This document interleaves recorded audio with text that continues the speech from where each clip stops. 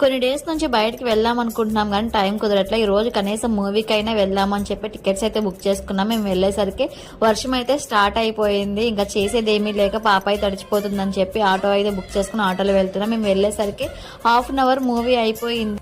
నేను చాలా వరకు వైలెన్స్ గా ఉండే మూవీస్ అస్సలు చూడను. నాకు ప్లెజెంట్ గా ఉండాలి మూవీస్ అన్ని. కానీ తండ్రికి కూతురికి మాత్రం ఎంతసేపు వైలెన్స్ అంటే చాలా ఇష్టం. అందులో కత్తులు కటార్లు అవన్నీ ఉంటేనే ఆ మూవీస్ చూస్తారనమాట. నా కూతురు కూడా చూడండి ఎంత ఇంట్రెస్ట్ గా చూస్తుందో.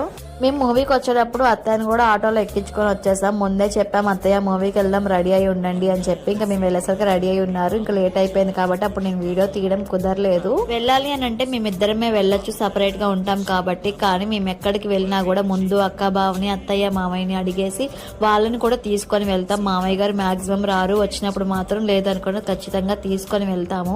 వాళ్ళని మనం తీసుకెళ్ళకపోతే ఇంకెవరు తీసుకువెళ్తారు చెప్పండి. ఇంకా రిటర్న్ అయితే